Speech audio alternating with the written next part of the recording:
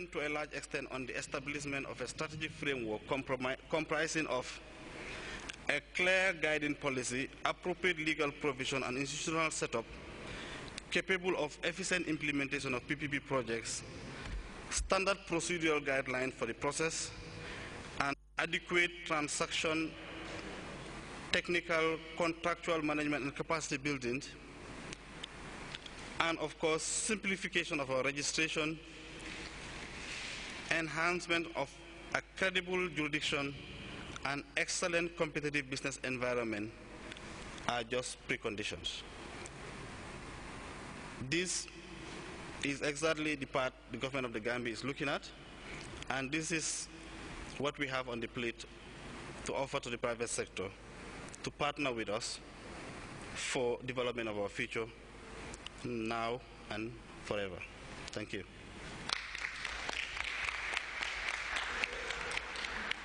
I think we're all aware of PAGE and the objectives that we've set ourselves as a nation on PAGE.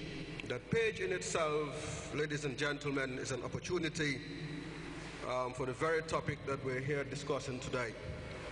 A total cost of $92 billion, of which the government would only, or has pledged 35%.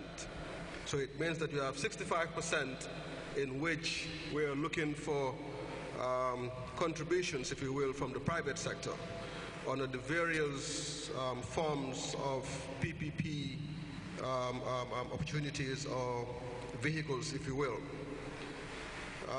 He did mention a couple of words that I thought I should highlight to you. He mentioned efficiency vis-à-vis the private sector, and of course government by calling as well.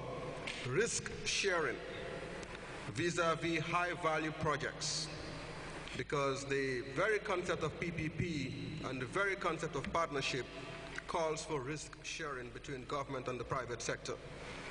He mentioned about the issue underpinned by agency theory, and here he was primarily referring to regulatory capture.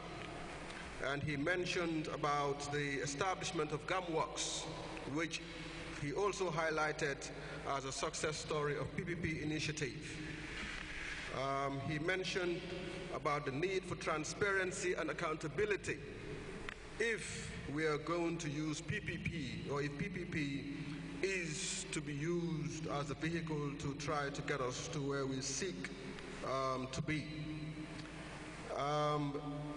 He mentioned that PPP is not new in the Gambia, and I totally agree with him.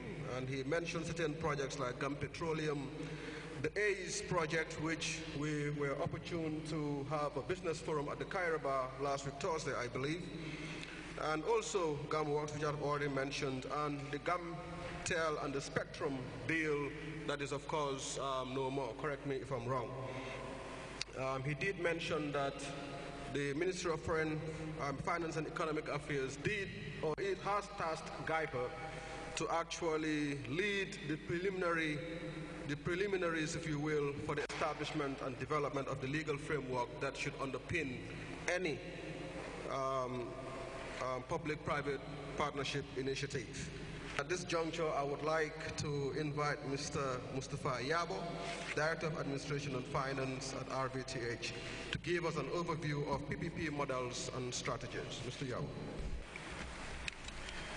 I think I have to start by making some clarification about the topic I'm supposed to speak on. I will quickly review what the PPPs are, what they do, and what forms they take, and which is the models. What sectors could accommodate PPP projects, what PPP strategies are, and why people go in for PPPs. I will look slightly at the case for the Gambia, and what need to be in place for success of PPP projects.